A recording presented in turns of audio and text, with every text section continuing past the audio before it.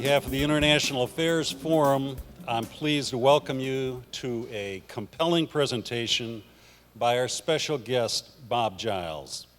His topic is a free press dangerous? My name is Grant Parsons, and I'm standing in for the irreplaceable Jack Siegel, who will be back next time, okay?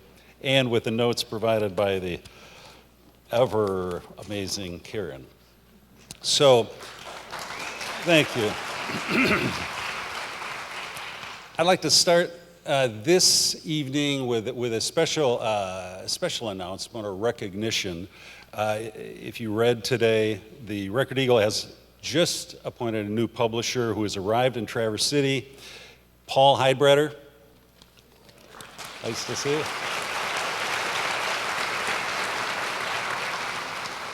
And we want to thank all our patrons of the International Affairs Forum for the generous support during the 2014-15 season, and look forward to the next season. You'll note in your program there's an especially interesting topic on September 17, water insecurity, reporting on a global crisis. And after the Pope's comments today, it looks like we're going to start out next season with a huge topic of another huge topic of importance. Then October 15, Thieves of State, and November 19, Diplomacy in an Election Year. Wishful thinking, right? Our International Affairs Forum this evening is very proud to present Bob Giles. If you look through his short summary of an amazing biography that's in your program, you just kind of look at it and you go, wow, somebody really invented a very interesting life. And that person is speaking to us tonight. If you've met Mr. Giles, he's extremely nice. If you look at his bio, he just is going to have a wealth of information. He's going to speak, and then we're going to have a Q&A for a short time. Just by very short way of introduction, Bob was the executive director, later editor and publisher of the Detroit News. In 1994, he and the paper won a Pulitzer Prize for disclosures of a scandal in the Michigan House Fiscal Agency. Long illustrious career, and then in 2000, Harvard invited Bob to become the curator of the Nieman Foundation for Journalism, a position he held until his retirement in 2011. Under his leadership, the Nieman Foundation established programs that are varied and deep and really important in this era when media and content, accessibility, data that we rely on for a lot of reasons are under a lot of transformative change. He is going to speak to a subject that I know that's near and dear to a lot of our hearts. He and his wife, Nancy, I should add, live in Traverse City now. And on behalf of the International Affairs Forum, I'm extremely pleased to present Bob Giles.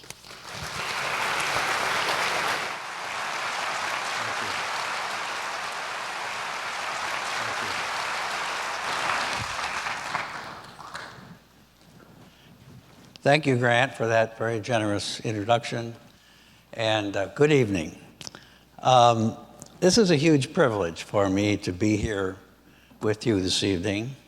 I want to thank especially Jack and Karen Siegel, who welcomed me so warmly to the International Affairs Forum when Nancy and I moved here to Traverse City 18 months ago.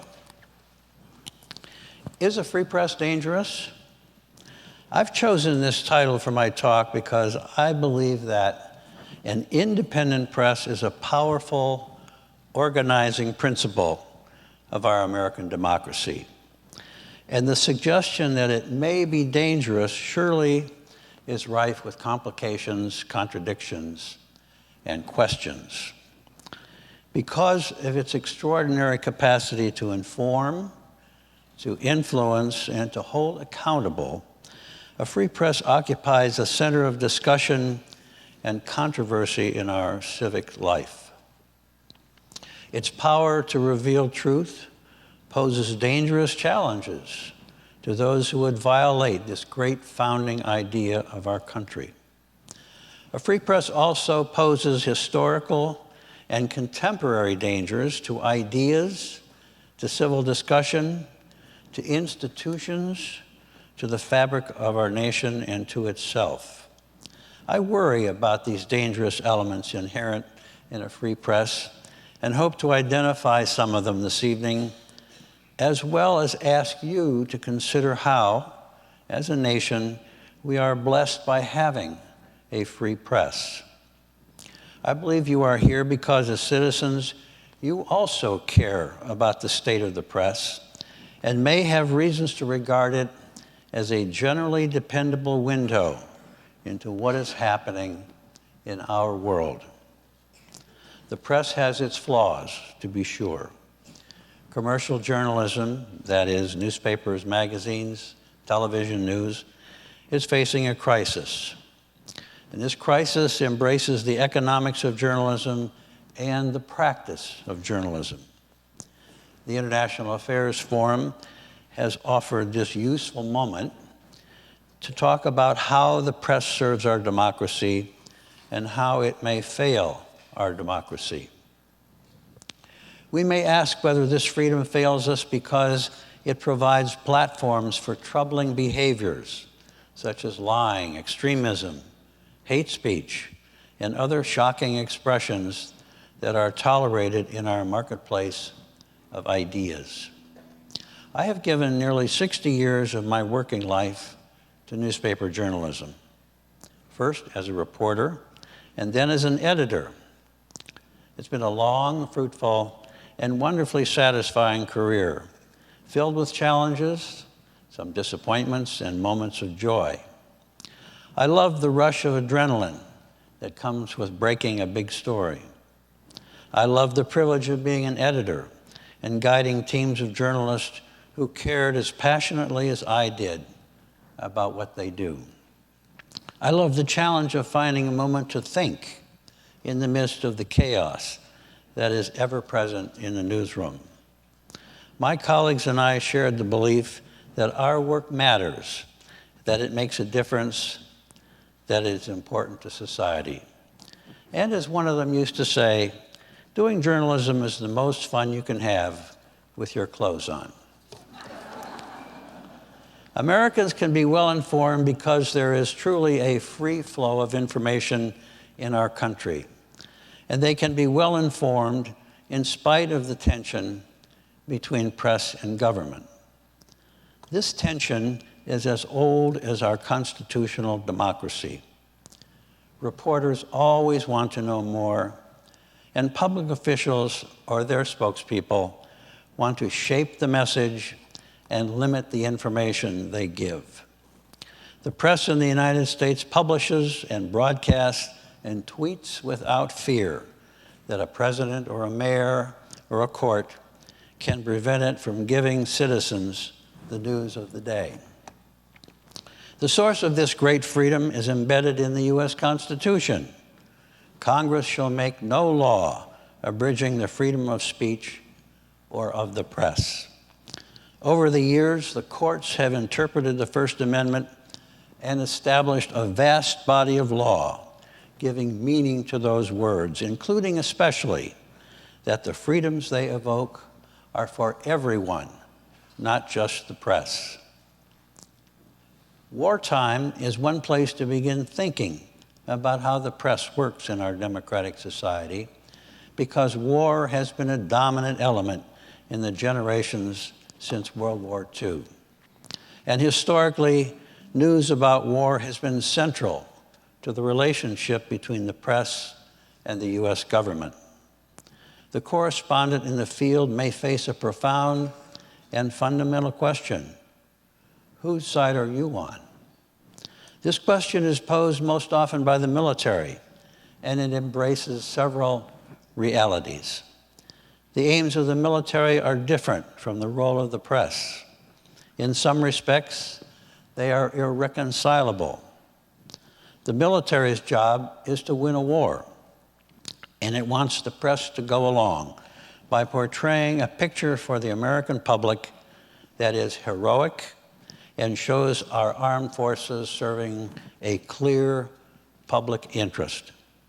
For its part, the press is dedicated to informing the public, telling the story in full so that Americans can decide whether the course our leaders have chosen is wise or foolhardy, and whether the cost of war in lives, in dollars, is justifiable. Reporters and photographers bear witness to the fighting and the horrific nature of combat.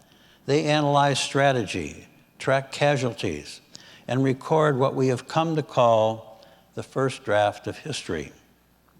Incompetent leadership, ill-considered battle tactics, false agendas, and even cowardice may be factors that are reflected in the news reports. The intense demands of war coverage sometimes fracture personal relationships among reporters. During the Korean War, Margaret Higgins and Homer Biggert would not speak to one another, even though they worked for the same newspaper, the New York Herald Tribune. As correspondents traveled to the Korean front lines, they observed the chaos and poor discipline that plagued military units in the early days of that war. Their stories conveyed an independent and critical view of the military, and that began to sour a cooperative relationship between press and military dating back to the Civil War. The cleavage between press and government deepened during the Vietnam War, when more than 2,000 accredited reporters were free to accompany combat units to battle zones, where they could interview soldiers and witness the fighting. Among them were reporters who began raising questions about the Pentagon's official optimism that we were winning the war, and their dispatches helped fuel anti-war feelings back home. Walter Cronkite, have we got Walter up here yet? There he is. Walter Cronkite, the CBS News anchor, traveled to Vietnam in early 1968 to see for himself what was going on. The experience led him to what he called an inescapable conclusion. During a February 1968 broadcast, Cronkite said, "It is increasingly clear to this reporter that the only rational way out then will be to negotiate, not as victors, but as an honorable people who lived up to their pledge to defend democracy and did the best they could." This statement, by the most trusted journalist of his time, was heard on TV sets across the nation and had the impact of a bombshell. And when President Johnson watched the newscast, he turned to his press secretary and famously said, "If I've lost Cronkite, I've lost the country." On the home front, the tragic shooting of unarmed students at Kent State University by the Ohio National Guard on May 4th, 1970, further drove public opinion against the war. At the time, I was managing editor of the Akron Beacon Journal, and Kent State was a local story for us. And for me, directing the newspaper's coverage of the shootings and the aftermath was a singular journalistic experience, a defining time in my professional life. The National Guard's shots rang out at 12:30 p.m. as we were closing our major afternoon home edition. The news service, United Press International, sent a bulletin reporting that 4 were dead, 2 students, and 2 guardsmen. News moved at a different pace in those days, and that UPI bulletin came tapping into our newsroom on a teletype machine at 60 words a minute. Fortunately, this was not our own source in this quickly developing story. We had a reporter with an open telephone line in a second-story classroom building on the Kent State campus, where he was able to view the shooting scene. And he saw 4 victims fall, and he said he was sure they were students. I was under enormous pressure on deadline to make the correct call. Do we publish the version of a major news service, or what our own reporter had seen. We held the presses and placed a big headline and story across the front page based on what our reporter told us. The UPI story was carried by radio stations and afternoon newspapers across Ohio. Radio news soon made the correction, but those other papers were stuck with a story based on the first news bulletin that there were 2 guardsmen among the 4 dead. Getting the story right was critical because the idea that 2 guardsmen might have been killed was potentially an incendiary development at that moment. Still, the public perception remained that student protesters were to blame. And so over the following weeks, my staff continued to work on the story, believing that a satisfactory explanation of the shootings was still to be told. In late July, one of our reporters was shown a document detailing the summary of an FBI report that contained an unexpected finding. It said the National Guard soldiers had not been in danger, and shooting students was not necessary and not in order. The reporter's source told him he could read the document, but not take it with him. And so he began to read, and as he did so, the source's telephone rang, and as he talked, our reporter had time to read and reread the report. And then he ran out into the hallway, sat down and wrote down everything he could remember.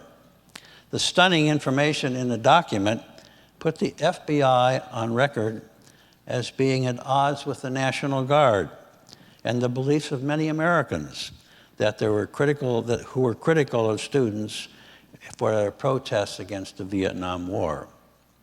The story was a blockbuster. It was carried by newspapers across the country, and it set off a firestorm of criticism, including a bitterly worded letter from the director of the FBI, J. Edgar Hoover, attacking the Beacon Journal for publishing the information, but in his letter, he did not deny the accuracy of the story. Looking back over those years, the Kent State story remains for me a professionally satisfying moment in handling a tragic event. Knowing that the extensive detail, much of it gathered and written on deadline, was told with precision, fairness, and under the circumstances, with remarkable accuracy. The story has stood this test of time because on that warm spring day in May 1970, and in the weeks that followed, we could depend on trusted, reliable reporters. Those qualities made a difference in the public perception of what happened, overriding attempts by the governor of Ohio and the National Guard to portray the students as troublemakers. The shooting was a moment in which our world changed forever.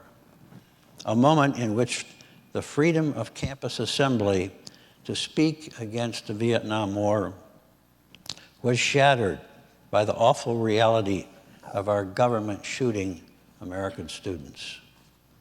The reporting from Vietnam, along with Walter Cronkite's broadcast and the impact of 4 dead at Kent State, demonstrate the powerful influence of a free press on U.S. foreign policy, specifically the eventual decision to negotiate a settlement to the war.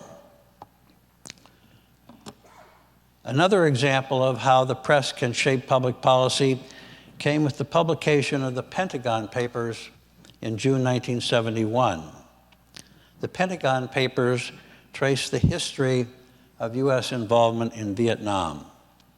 They revealed steps that drew us into the war and established that the Johnson administration had systematically lied, not only to the public, but to the Congress. The papers were leaked to the press, thus giving high visibility to a growing practice of conveying secret information to reporters where publication might influence public opinion and official action. The Nixon administration insisted the information being published first by the New York Times and then the Washington Post was dangerous, that it threatened national security, and so Nixon went to court to block further stories. The Supreme Court took the case immediately, and in a 6-3 vote, lifted the restriction on publication. Justice Hugo Black wrote in that decision, "The press was protected in the First Amendment so that it could bear the secrets of government and inform the people. Only a free and unrestrained press can effectively expose deception in government."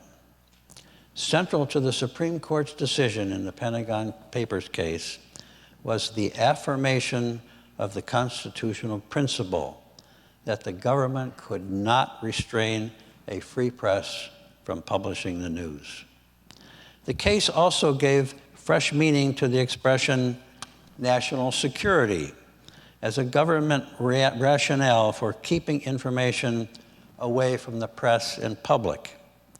The idea that national security trumps the people's right to know is a theme heard often, both from the Bush and the Obama administrations.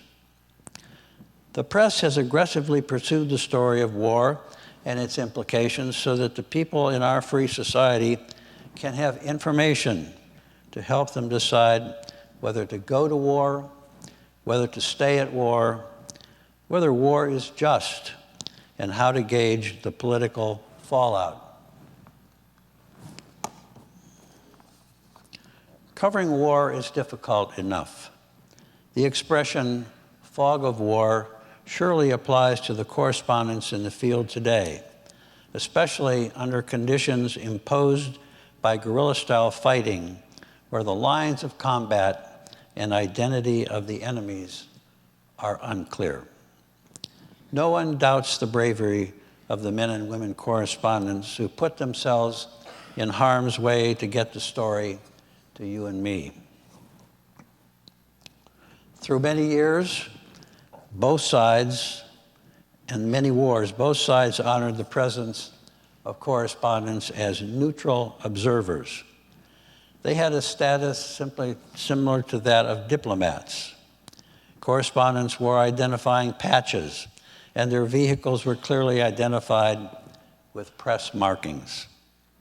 This freedom has come to a dramatic end as the danger of being shot or captured has grown, adding a new element of danger to the journalism of conflict. According to the Committee to Protect Journalists, the fighting in Syria has presented new challenges. Key among them is that journalists do not have the trust of the local population there. Journalists are no longer seen as their moral champions, but rather as the epitome of Western cynicism. CPJ suggests that foreign governments are more willing to jail international journalists because the information revolution has diminished the value of these correspondents as conduits to the local global community. And these governments now think they may have many, many alternate ways to get their message to the world. So the question now faced by war journalists is how to stay safe, how to avoid the kidnappers, how to avoid becoming a statistic that reinforces the fact that it is dangerous to be a journalist. According to the Committee to Protect Journalists, 61 journalists were killed in 2014, another 221 imprisoned. And the death toll so far this year is 25. One of the victims last year was my dear friend Anya Niedringhaus, a photographer for the Associated Press and a Nieman Fellow from Germany, who was shot sitting in a car by a police officer while covering elections in Afghanistan. At the museum in Washington, the Journalist Memorial, a soaring two-story glass structure, bearing the names of 2,271 reporters, photographers, broadcasters, and news executives from around the world who have been killed while reporting the news dating back to 1837. Each day, the museum displays front pages from newspapers around the world. But on June 8th, no front pages appeared. In their place were a series of blacked out pages to vividly demonstrate that when journalists are murdered or kidnapped, there is no news from some regions of the world.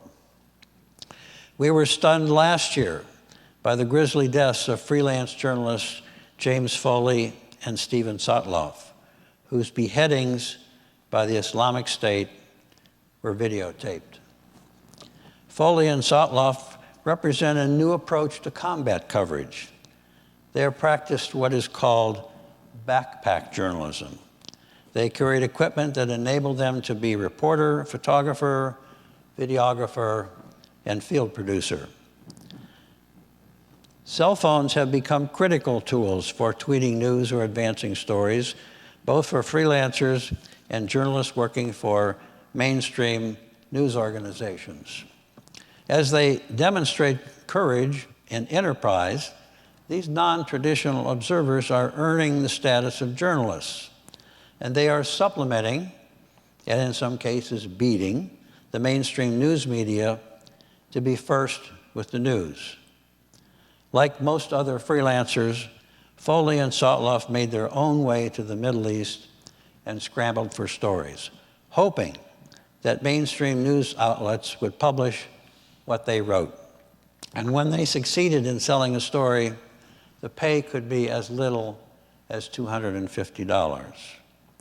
Over many years, established foreign news bureaus were staffed by veteran journalists who knew the countries, the languages, the cultures, and had key sources in capitals and embassies. Their stories were authoritative and nuanced, and the kind of information they brought to news audiences could not easily be replaced by freelancers. But in spite of the escalation of fighting in the Middle East in recent years, economics has forced the closure of many foreign news bureaus. While the number of reporters in the field and in local newsrooms is fewer, journalists have retained their admirable capacity for critical self-examination.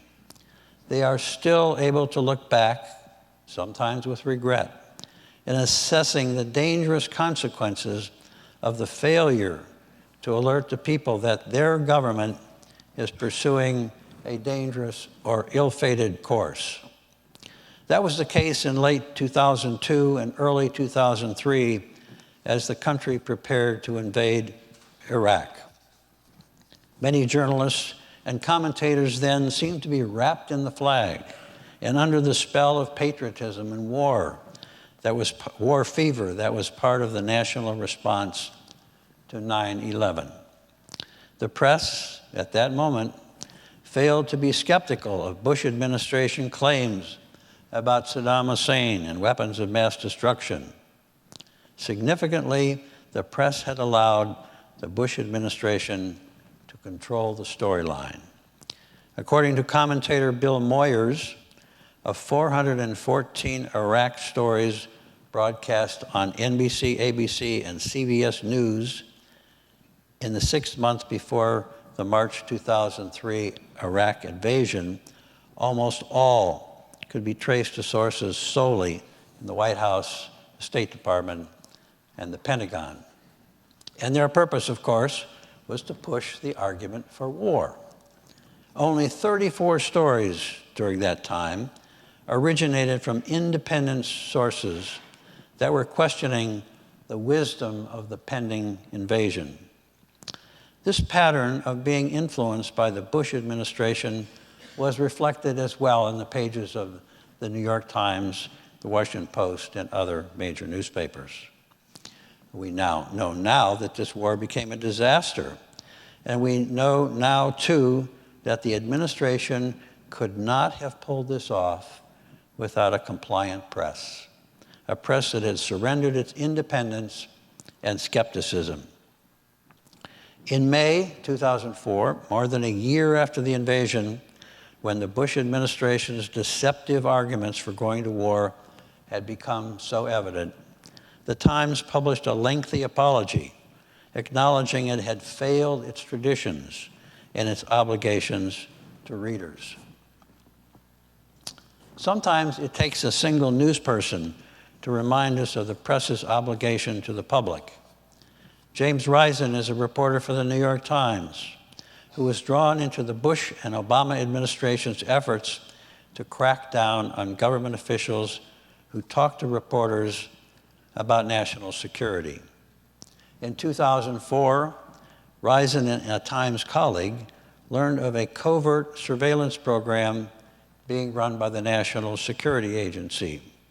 As we have come to learn, this program collected details of Americans' telephone and email communications without obtaining a search warrant from a secret federal court that had been created to authorize electronic surveillance in national security cases inside the United States. Some of Risen's sources at the NSA thought the program was unconstitutional because it violated the prohibition of unlawful search under the Fourth Amendment. And they finally felt compelled to share secret information with the reporter. As a final step in preparing the story for the Times, Risen told the Bush administration what they had discovered. And the White House launched an intense lobbying campaign to persuade senior Times editors that the story would damage national security. The Times chose not to risk posing that danger and did not publish the story. And Risen chose a leave of absence to write a book on the surveillance program, a book called Pay Any Price, Greed, Power, and Endless War. In the book, James Risen writes, "Of all the abuses America has suffered at the hands of the government in its endless war on terror, possibly the worst has been the war on truth." Leakers, those men and women who are the sources for journalists like James Risen, are people who may have worked typically for the government for many years in agencies and who have an authoritative understanding of what is going on. They see flaws and deception, and they carry on lonely struggles against the overwhelming forces in charge. A few of them have the courage to become whistleblowers, acting on their beliefs that Americans need to know what their government is doing. Their actions often initiate relentless pursuit by the Justice Department to identify them, a quest that in many cases destroys their careers in government. Edward Snowden was such a leaker who has provided extensive detail on NSA activities that have now been published widely. Some consider him a traitor, some a hero. The information he has provided the American people through the press has led to a court case in which a federal appeals court has ruled that the NSA program of bulk collection of phone records is illegal. And Snowden's revelations in our free press has influenced a fierce debate in Congress that resulted in a scaling back of the program as part of the renewal of the Patriot Act. And as Snowden wrote in a recent op-ed column in the New York Times, this is the power of an informed public. These and other confrontations over secrets between press and government take us back to our original question. Is a free press dangerous? Should we accept the government's assertion that publishing information leaked to reporters is dangerous? That is, in its words, a threat to national security. To be sure, some of the information leaked by Snowden and by WikiLeaks might possibly have endangered national security, had it been published.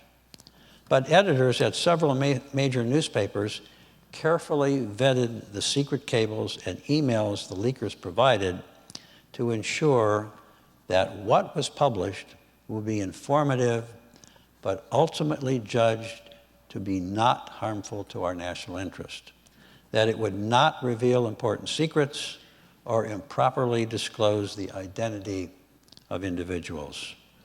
The controversy continues, but it seems clear that this reporting gave our citizens important information on what their government was doing in secret and in the name of the American people. What news should be published, what information should be left out, and how much prominence should be given a story. These decisions are a matter of judgment made by editors in the newsroom. Only a small fraction of the news that arrives throughout the day can be passed on to the public in a newspaper story or a television or a radio broadcast or an internet posting. So editors make choices. They are selective in deciding what is newsworthy and what is not. Their experience helped them judge what the public needs to know, what it might find interesting, and what is especially informative. In this regard, there has been a fundamental shift in the nature of journalism. Anyone with a cell phone and a web browser can distribute news and information. To a considerable degree, blogs and cell phones have eliminated filters that historically have been part of the publishing process. There is no wise editor to judge the accuracy, the fairness, the context of what has been clicked into cyberspace. Typically, there is a lead paragraph or two, and then tweets from other people responding to the information. Often, it is one blogger reporting what others are tweeting. And this flow of information, opinion, and sometimes news moves anonymously and often without accountability. One reason people can be so disrespectful to one another online is that there is no one to answer to on the blogosphere. The traditional filters that remain are found mostly on the editing desk of the mainstream news organizations, where balance, accuracy, and completeness are still values. Digital technology and its social media offshoots are continuing to reshape the news ecosystem and have crystallized the obsession with speed in news gathering, and thus have reintroduced another element of danger.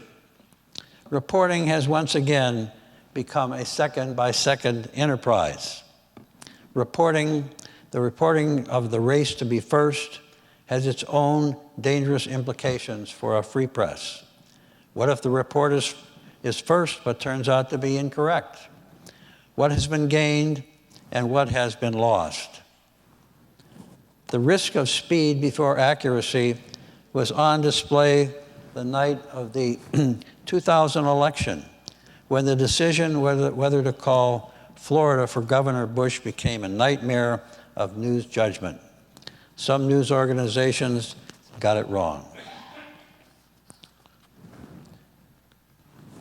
We remember Richard Jewell, the security guard who initially was a hero and then became a suspect in the bombing at the 1996 Olympic Games in Atlanta, which killed one person and injured more than 100. He was identified in an article in the Atlanta Journal as the focus of police and FBI attention. And the paper published an extra edition saying Jewell was a likely suspect, a mistake about which the newspaper has never quite come clean. Here was a case where speed had pushed the media to violate a basic standard by naming a suspect that had not been charged. Another news event in which speed was the enemy of accuracy was the mass shootings at Sandy Hook Elementary School in Connecticut just before Christmas in 2012. Many news organizations initially misidentified the suspect as the brother of the shooter, and at least 3, Fox News, Huffington Post, and Slate, posted the wrong man's Facebook page. Social media is in evolution as a tool for reporters to post the first draft of their stories online. Reporting a breaking story in 140 characters is driving Twitter as a central force in this new culture. When instant publication is only a tweet away, the news gathering process does become more transparent.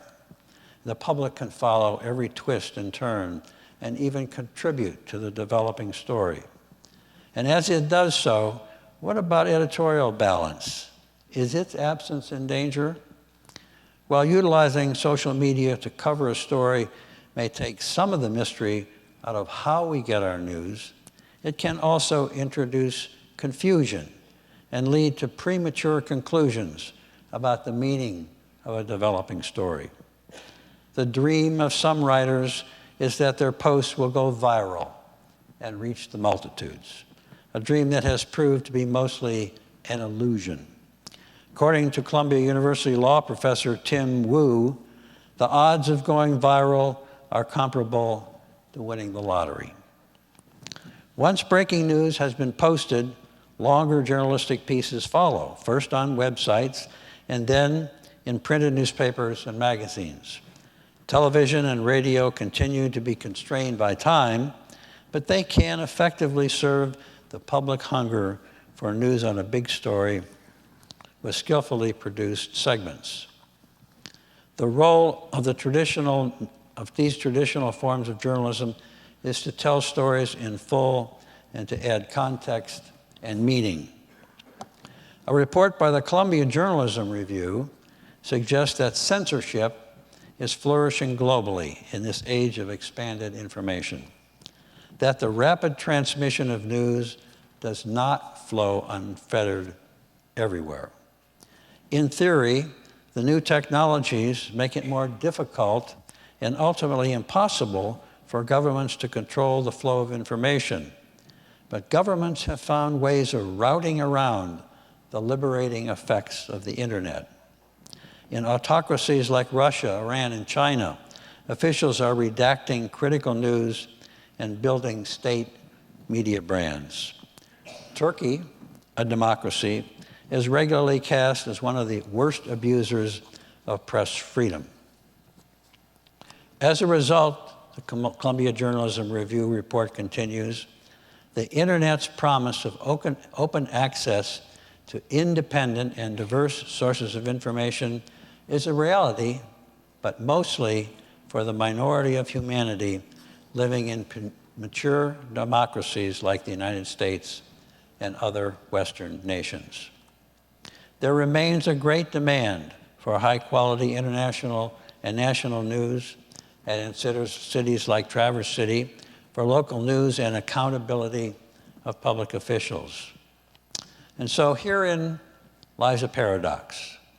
Under pressure to cut costs and hold on to profits, many news organizations are shrinking their news-gathering resources to dangerous levels, thus imperiling news coverage from City Hall to State House to Washington to bureaus and battlefields around the world.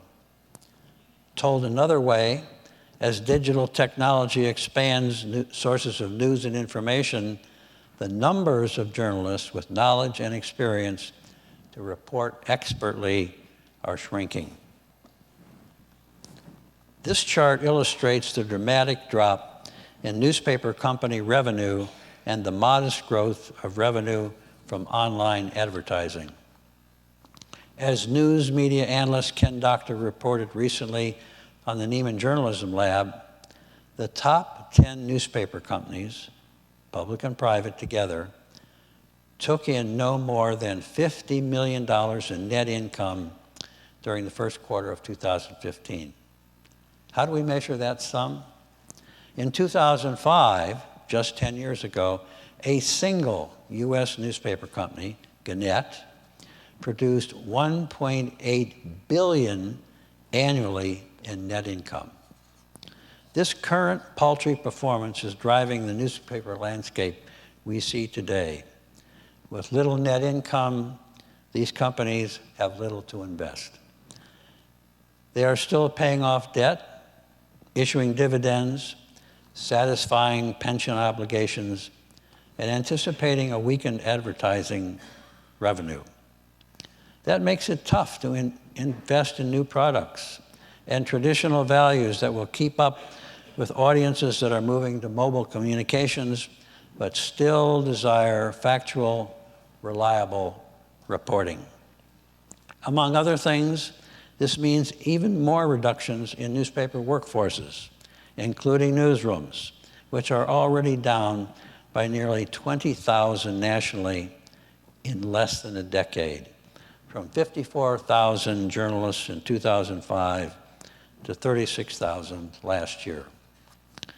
To a considerable extent, the news business has itself to blame for its current struggles.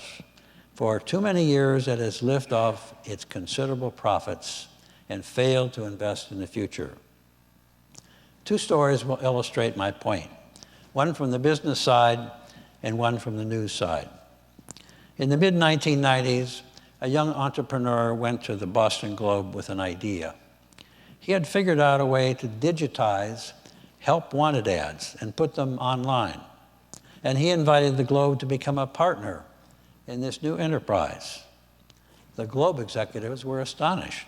Help wanted is one of our major sources of revenue, they said, and you want us to share it with you?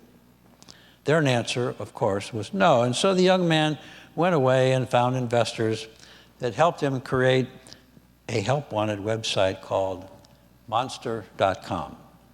And it quickly became a disruptive force in the newspaper industry, capturing vast revenues from help-wanted advertising that newspapers had long considered their birthright. That failure to see the digital possibilities of online help-wanted advertising has cost the Globe and every other newspaper many, many millions of dollars in revenue that has now been diverted to digital. In 2007, two young political writers at the Washington Post put a proposal before the newspaper's management team. They wanted the paper to become a partner in establishing an online site for politics. Well, we don't do that sort of thing, was the short answer from the Post executives. It is not our style. And so the young journalists eventually found a funder to help them create Politico. And it, too, has become a disruptor in traditional political journalism. Politico began with a staff of 30 and has grown to an online journalistic enterprise of 475 editorial business and technology professionals.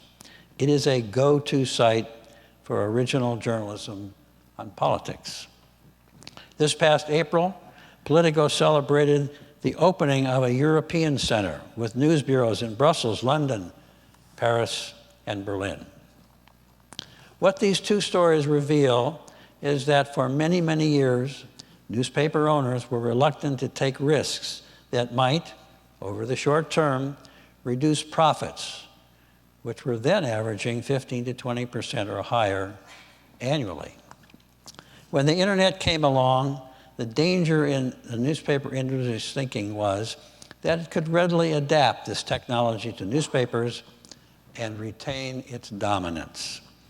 But they misjudged the speed with which digital technology emerged and how it disrupted traditional companies that were not willing or able to be inventive or entrepreneurial. Many big newspaper companies still find themselves more dependent on print than digital and are working hard to meet the challenge of the digital disruption. But they are close to where they need to be.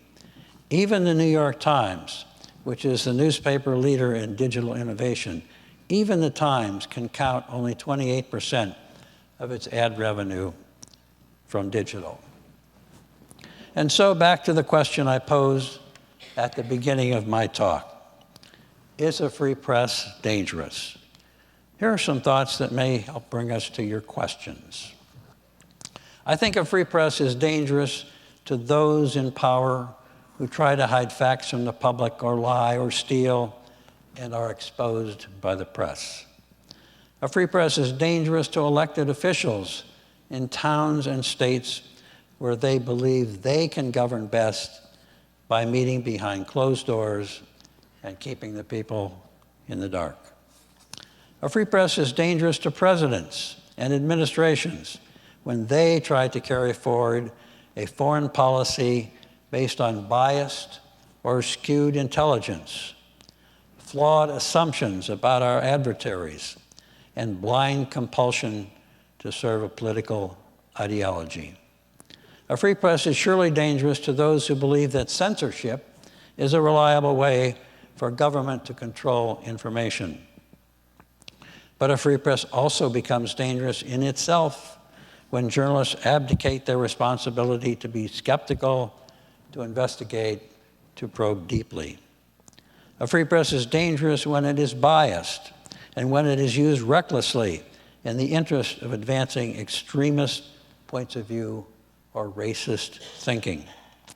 A free press is dangerous when it abandons the principles of fairness and accuracy in news coverage and commentary. A free press becomes dangerous when, as reported recently online in Salon, that journalists write about the things they know and the things that interest them and the people that surround them.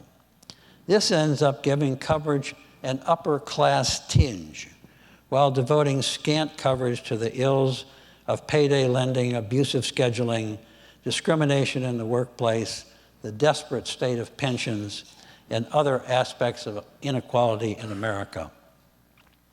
A danger for the free press is a public that is apathetic or that is focused on a single issue.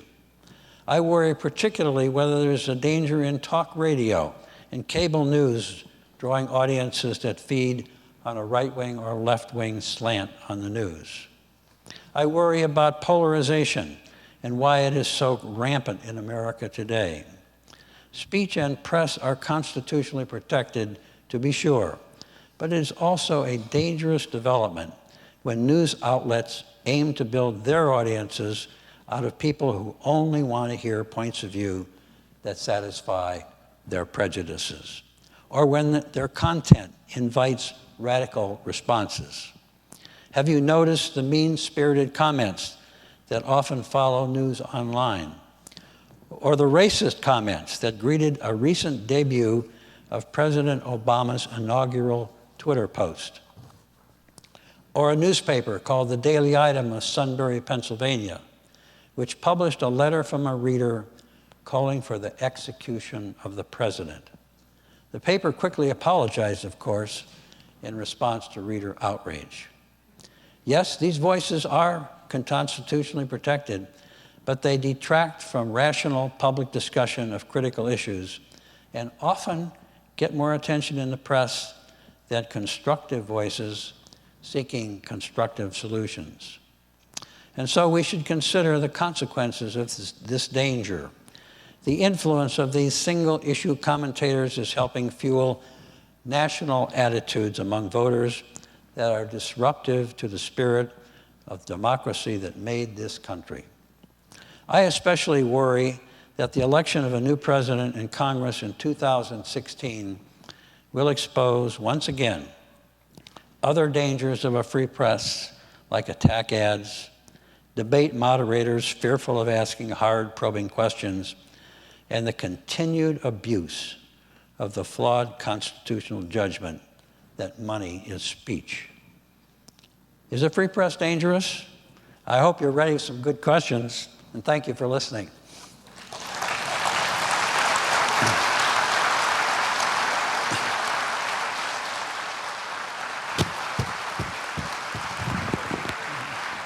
Great, thank you.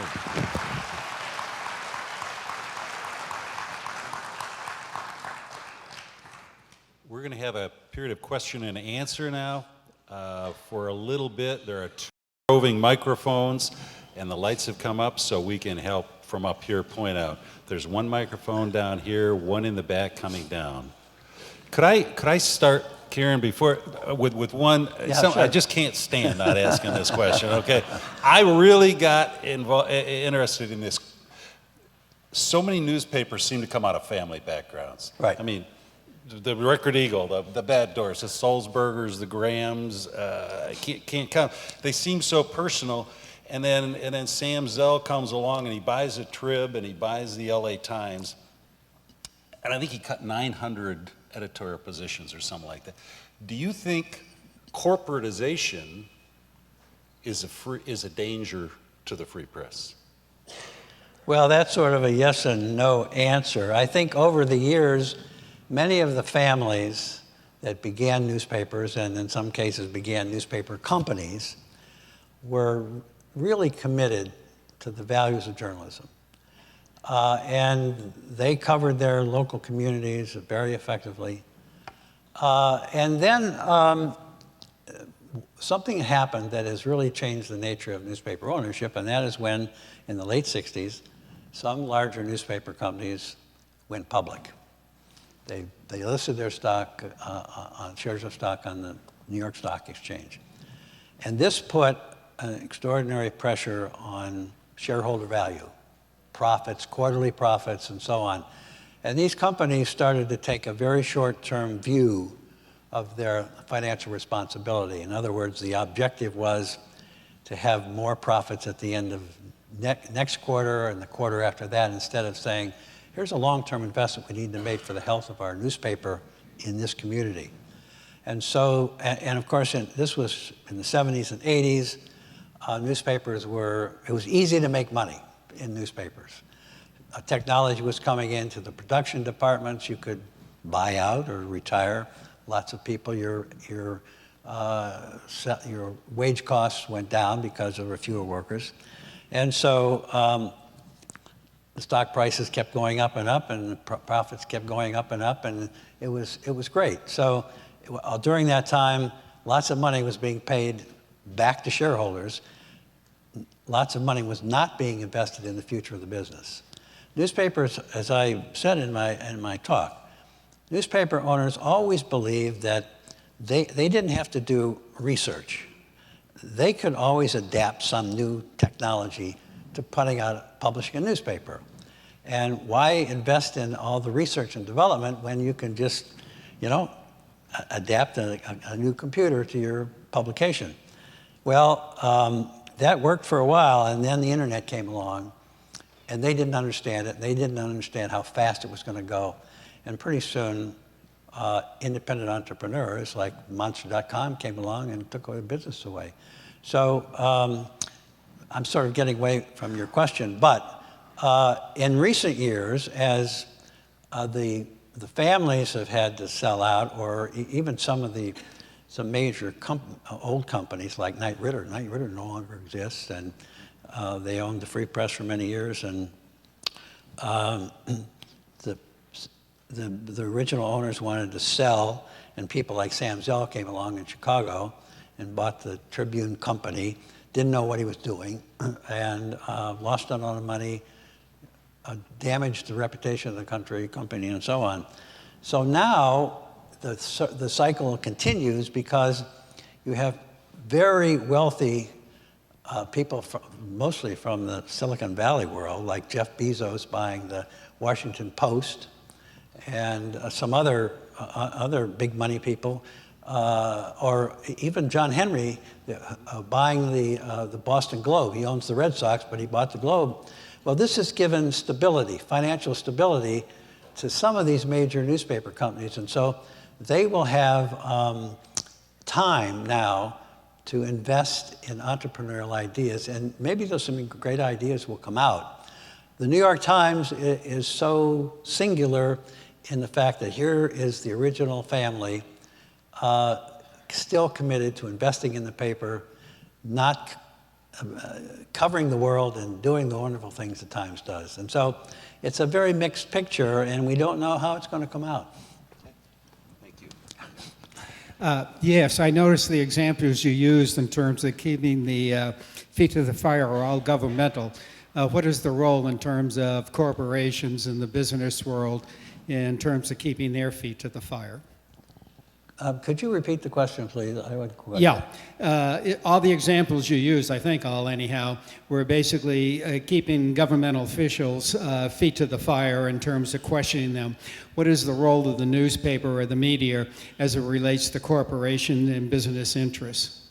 Well, it has the same obligation to the private sector, and a lot of the stories about coming out of the bubble that burst in 2008, the economic collapse, and the role of the banks and contributing to that and so on, that have been deeply reported. The press, I think, missed being on the front end of the story, but once it came apart, the press was very much on top of the story and has done some wonderful investigative reporting, including the fact that some of these people who might have become the subject of court action have escaped the top people. And the press has really been very hard in reporting on that. Michael Jackson. Bob, are the universities that, with their good journalism programs, I think of Northwestern and Missouri, for example, among others, are they still as having as many people in those programs, and are those students then being recruited by the newspaper or more the social media and others? Well, the best journalism schools are thriving. Northwestern, among them Columbia, University of Missouri, many, many others. And those are journalism programs that have continued to focus on journalism.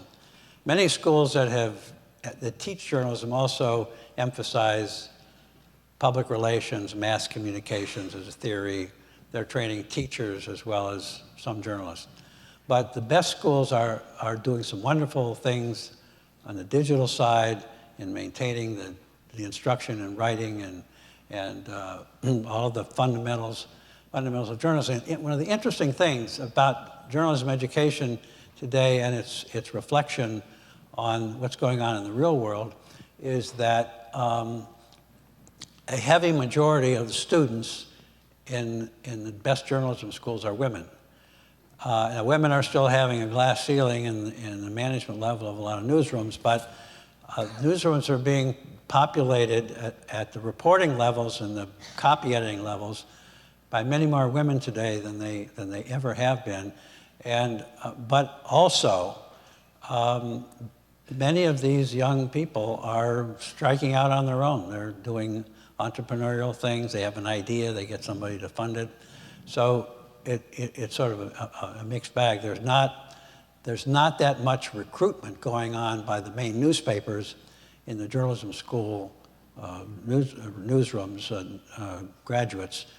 So the jobs aren't necessarily there. So many of these kids have to sort of scramble around and figure out some creative way for them to continue to do journalism. Okay. Hi. As a newspaper pensioner like yourself, I don't know where you end up on where newspapers are going to go next.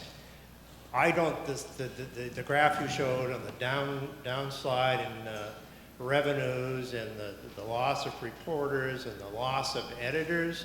You know, people aren't editing stuff online very much. I have no idea what it's going to be like in 10 years. So many papers are just shadows of their former selves. I'm sure your two Detroit papers are just mere shadows of what they were. The Akron paper is a mere shadow. My paper in Pittsburgh is a mere shadow. What's next? So you want to know what the future is for these? You want me to predict the future? You know, I think some newspapers are a shadow of their former selves. That's very true. And those communities are not being well served. I will say this about the Detroit papers. In my time as editor of the news, I went through the JOA and the strike and all these other difficult times. But what had happened to bring that to a head was the fact that the two corporations, the Evening News Association and the Knight Ridder, wanted to put one another out of business. And they they tried to create a failing newspaper situation in which the Justice Department would grant the Free Press that status and allow the JOA to go together. It is quite possible that had they run the papers like a modern newspaper company and charged 25 cents or 35 cents a copy instead of 15 or 20 as they did, they could have been separate without the JOA. But I don't know whether they could have sustained that through today. So I think this artificial company that was created under the Newspaper Preservation Act that allows both papers to have joint circulation, delivery, production, and stay competitive in independent newsrooms, I think that has worked because you still have two newspapers in Detroit. You still have the two separate and contradictory, if you will, editorial voices on the editorial page. And I think even though the papers are not as robust as they once were, I think that the Detroit community is still being well served by competitive journalism. With the Supreme Court about to give a decision sometime this month on marriage equality for gays and lesbians, I wonder if you'd talk about your decision to create the Deb Price column at the News. Well, that's a very interesting question, about my decision to, in the I guess it was about 1990, to create a column, a weekly column in the News, written by Deb Price, who was lesbian, and who wanted to write about life as a gay person. We had, my background on this issue is that I had a number of gays and lesbians in my newsrooms over time, and so I thought that what they represented needed to be understood by the public, because the public needed to be educated on the subject, and so we had a reporter in our Washington bureau who came to me with this idea for a column, and we talked about it, and we drew some guidelines and started it, and there was, as you can guess, there was an immediate reaction, a lot of it negative, but my response was that in writing letters back to these individuals, I said, well, the content of your objection persuades me that education about this issue is badly needed. So, it went on, and it was very, very, very successful. Good. Thank you. All right, if there are no questions on the floor, Karen, down here in front. Thank you.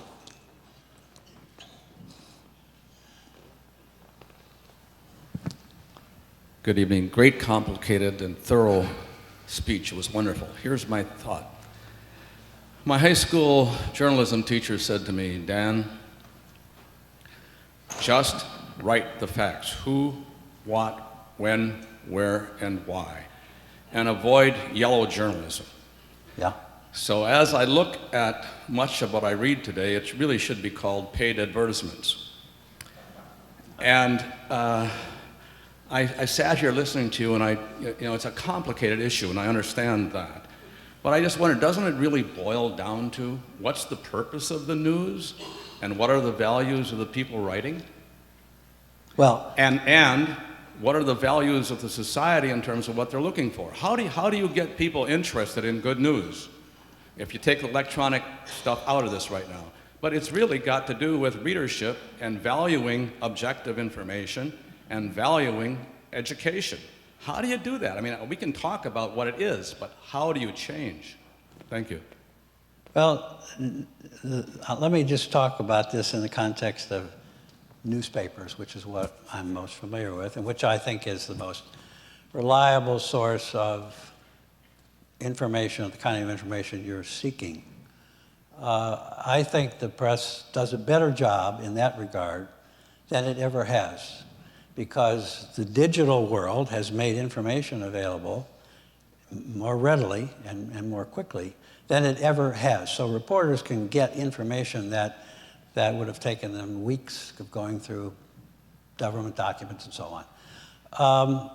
And one of the things that journalists are trying to do today, and I think you'll see this reflected in all sorts of newspapers, including the Record Eagle, is the use of storytelling techniques. What newspapers are facing, of course, is that there's very little news in the paper that is not generally known because it's out there. I mean, it was out there years ago with television and radio, but now the internet has even made it more so.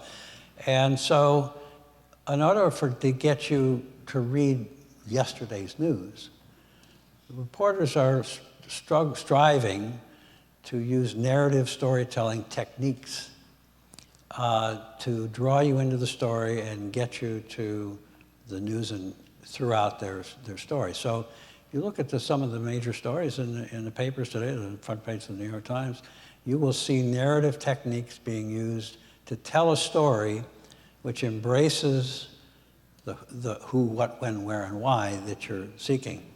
One of the things, this newsroom technology or terminology that editors always look for when reporters are trying these techniques, that say, well, where's the nut graph? Where's the little paragraph that says, this is what this is all about? And that has to be up fairly high in the story.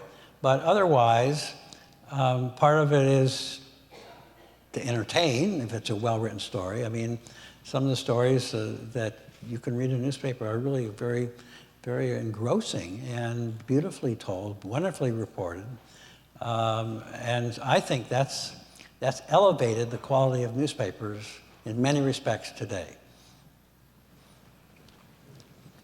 Is there a microphone near over here? Okay. I'm getting the it's time to go sign from my puppeteer. I would like you to all join me in thanking Bob Giles very much. Thank you.